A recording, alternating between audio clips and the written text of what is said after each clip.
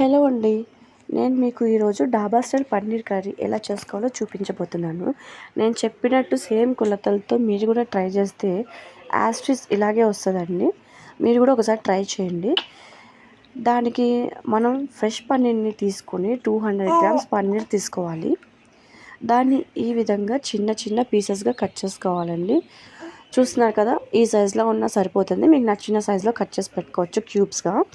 దాన్ని మొత్తాన్ని ఒక ప్లేట్లో తీసి పక్కన పెట్టుకోవాలండి. ఇప్పుడు మనం ఒక చిన్న బౌల్ తీసుకొని దానికి పన్నీర్కి మసాలాకు సంబంధించి రెడీ చేసుకోవాలండి. ముందుగా 1 టీ స్పూన్ కారం, 1/2 టీ స్పూన్ ఉప్పు, 1/2 టీ స్పూన్ ధనియాల పొడి, 1/2 టీ స్పూన్ గరం మసాలా, ఇవి 4 వేసి కొంచెం కలుపుకోవాలండి. చూస్తున్నారు కదండి, ఈ విధంగా కలుపుకొని ఇందులో మనం ముందుగా కట్ చేసి పెట్టుకున్న పన్నీర్ని వేసుకోవాలన్నమాట. ఈ పన్నీర్ మొత్తానికి ఆ మసాలా పట్టేటట్టు టాస్ చేయాలి. చూస్తున్నారు కదండి, ఈ విధంగా టాస్ చేయాలండి. ఈ మసాలా మొత్తం దాని క్యూబ్స్కి అంటుకుంటుంది. ఇలా చేసిందని పక్కన పెట్టుకోవాలి. ఈ విధంగా మొత్తం అప్లై అవ్వాలండి మసాలా అనేది. ఇప్పుడు మనం ఇంకో ప్యాన్ పెట్టుకొని దాంట్లో బటర్ వేసుకోవాలండి. మీ ఇష్టం అండి, బటర్ అయినా వేసుకోవచ్చు, నూనె అయినా వేసుకోవచ్చు. నేను బటర్ వేస్తున్నాను. చూస్తున్నారు కదండి, ఈ విధంగా బటర్ వేసి కొంచెం కరిగాక అందులో మనం ముందుగా మ్యారినేట్ చేసి పెట్టుకున్న పన్నీర్ పీసెస్ని అందులో వేసి ఫ్రై చేయాలండి. ఎందుకంటే మనం ఫ్రై చేసి తీసుకుంటే టేస్ట్ అనేది చాలా బాగుంటుంది. చూస్తున్నారు కదండి, ఈ విధంగా ఫ్రై అవ్వాలి. మరి అందుకని నల్లగా అవ్వకూడదండి, గట్టిగా అయిపోతుంది. ఈ విధంగా ఒక 2-3 నిమిషాలు ఫ్రై చేసుకుంటే చాలు. చూస్తున్నారు కదండి, ఈ విధంగా ఈ కలర్ వచ్చేంత వరకు ఫ్రై చేసుకుంటే సరిపోతుంది. ఇప్పుడు ఈ మొత్తాన్ని తీసి మనం పక్కన పెట్టుకోవాలి. సేమ్ అదే ప్యాన్లో కొంచెం ఆయిల్ వేసుకొని, ఆయిల్ అనేది కొంచెం హీట్ అయ్యాక ఉల్లిపాయ ముక్కలు వేసి ఫ్రై చేసుకోవాలండి. నేను 1 కప్పు ఉల్లిపాయ ముక్కలు వేస్తున్నాను. క్వాంటిటీకి సరిపడా 1 కప్పు ఉల్లిపాయ ముక్కలు వేసి ఇలా కొంచెం ఫ్రై చేసుకోవాలండి. మరి ఎక్కువ ఫ్రై అవ్వాల్సిన అవసరం కూడా లేదు. కొంచెం కలర్ మారి ముక్కలు మెత్తబడేంత వరకు ఫ్రై చేసుకుంటే సరిపోతుందండి. ఇప్పుడు ఇందులోనే ఒక పెద్ద టమోటా ముక్కలు తీసుకొని ఫ్రై చేసుకోవాలండి. చూస్తున్నారు కదా, ఈ విధంగా ఫ్రై చేసుకోవాలండి. ఇది కూడా ఎక్కువసేపు అవసరం లేదండి, ఒక 5 నిమిషాలు ఫ్రై చేసుకోండి. ఈ ఉల్లిపాయ టమాటా అనేది కొంచెం మెత్తబడేంత వరకు ఫ్రై చేసుకుంటే సరిపోతుంది. ఇప్పుడు ఈ మొత్తాన్ని ఒక మిక్సీ జార్లోకి తీసి చల్లారాక మిక్సీ పట్టుకోవాలండి. కొంచెం చల్లగా అయిన తర్వాత మిక్సీ పట్టుకోవాలి. ఇప్పుడు మనం వేరే ప్యాన్ తీసుకొని అందులో కొంచెం నెయ్యి వేసుకోవాలండి. నూనె అయినా వేసుకోవచ్చు అండి, నేను నెయ్యి వేస్తున్నాను.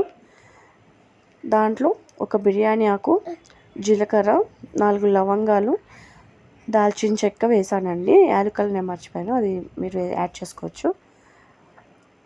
ఆ 4 వేసి కొంచెం ఫ్రై అవ్వాలండి. ఇప్పుడు ఇందులోనే మనం ముందుగా మిక్సీ చేసి పెట్టుకున్నాం కదండి ఉల్లిపాయ టమాటో పేస్ట్, ఈ విధంగా మెత్తగా గ్రైండ్ చేసి పెట్టుకున్నది ఇప్పుడు మనం అందులో వేసి ఫ్రై చేయాలండి. ఆల్రెడీ మనం ఫ్రై చేసి మిక్సీ పట్టాం కాబట్టి ఎక్కువసేపు అవసరం లేదు. ఒక 2-3 నిమిషాలు ఫ్రై చేసుకుంటే సరిపోతుంది. చూస్తున్నారు కదండి, ఈ విధంగా మొత్తం కొంచెం ఫ్రై అయ్యేటట్టు చేసుకోండి. ఒక 2-3 నిమిషాల తర్వాత నూనె ఇట్లా పైకి తేలుతూ ఉంటుందండి మనకి. అప్పుడు దాంట్లో కొంచెం ఒక టీ స్పూన్ అల్లం వెల్లుల్లి పేస్ట్ వేసుకోవాలండి, ఫ్రెష్గా నూరింది. ఈ అల్లం వెల్లుల్లి పేస్ట్ కూడా ఎక్కువేం అవసరం లేదండి, కొంచెం వేసుకుంటే సరిపోతుంది. అది పచ్చివాసన పోయేంత వరకు ఫ్రై చేసుకోండి.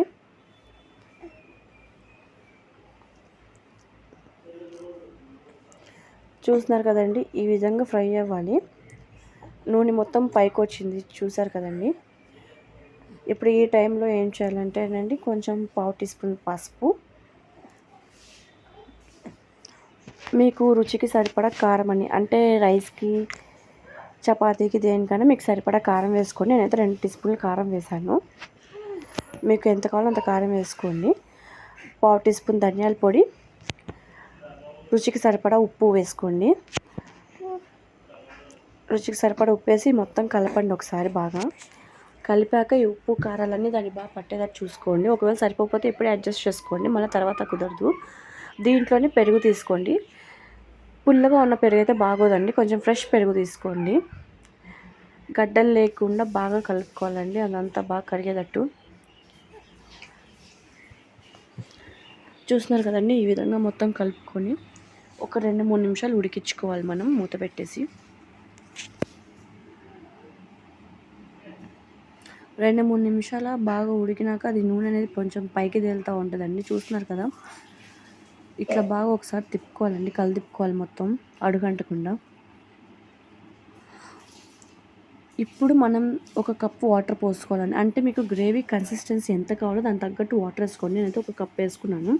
అంటే మీకు పల్చగా కావాలో చిక్కగా కావాలో చూడండి, దానికి తగ్గట్టు వాటర్ వేయాలండి. ఇది మొత్తం ఒకసారి కలిపెట్టుకున్నాక చూస్తున్నారు కదా గ్రేవీ కన్సిస్టెన్సీ ఎట్లా ఉందో. ఇప్పుడు ఇంకోసారి మూత పెట్టి ఒక 5 నిమిషాలు ఉడికించుకోవాలండి. అది కొంచెం దగ్గర అయ్యేంత వరకు ఉడికించుకోవాలి. చూస్తున్నారు కదండి, 5 నిమిషాల తర్వాత ఈ విధంగా నూనె అంతా పైకి వచ్చేసి ఇట్లా తెరులుతూ ఉందన్నమాట గ్రేవీ అనేది.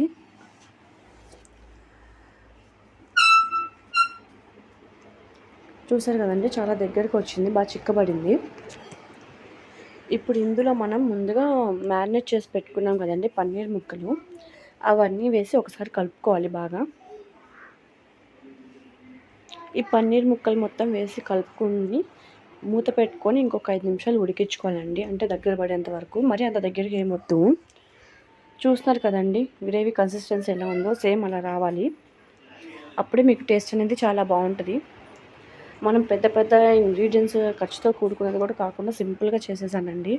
కాజు బటర్ సింపుల్గా అయిపోయింది, కాజు వేయలేదు. చూస్తున్నారు కదా, ఈ విధంగా మూత పెట్టి మళ్ళీ ఉడికించుకోవాలి ఒక 5 నిమిషాలు.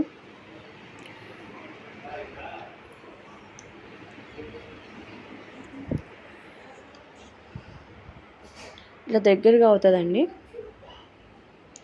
కూర అయితే ఆల్మోస్ట్ ఉడికిపోయింది. చూస్తున్నారు కదండి, దగ్గర పడింది కూర అనేది. పన్నీర్ ముక్కలు కూడా బాగా కనిపిస్తున్నాయి. కూర అయితే మనది అయిపోయిందండి. లాస్ట్లో కసూరి మేతి అండి నలుపుకొని వేయాలండి. చూస్తున్నారు కదా, కొంచెం కసూరి మేతిని చేతితో నలుపుకొని వేసుకోవాలి. అందులోనే కొంచెం గరం మసాలా పొడి కూడా వేసుకోవాలండి, 1/2 టీ స్పూన్ గరం మసాలా పొడి. చివరిలో కొత్తిమీర కలుపుకొని తీసేసుకుంటే అయిపోతుందండి, అంతే. చూస్తున్నారు కదండి, ఎంతో సింపుల్గా అయిపోయింది కర్రీ అనేది. మీరు కూడా ఇదే విధంగా ట్రై చేయండి. కర్రీ టేస్ట్ అనేది సూపర్గా ఉంటుంది. నేను చెప్పాల్సిన అవసరం లేదు, మీరు ఒకసారి ట్రై చేసి చూడండి. అండ్ ఫైనల్గా ట్రై చేశాక ఎలా ఉందో నాకు కామెంట్ కూడా చేయండి. అండ్ చెప్పడంలో ఏమైనా మిస్టేక్స్ ఉంటే నన్ను ఎక్స్క్యూజ్ చేయండి. సో కర్రీ టేస్ట్ అయితే మాత్రం సూపర్ ఉంటుంది. యాజ్ ఇట్ ఈజ్ ఇదే ఫాలో అవ్వండి. ఇది రోటీకి కానీ, చపాతీకి కానీ, బటర్ నాన్, రైస్ దేనికైనా తినొచ్చు. చాలా బాగుంటుందండి కర్రీ అనేది. సో మీకు కనుక ఈ కర్రీ అయితే నచ్చితే లైక్ చేయండి, సబ్స్క్రైబ్ చేయండి, అలాగే షేర్ కూడా చేయండి. థ్యాంక్ యూ అండి.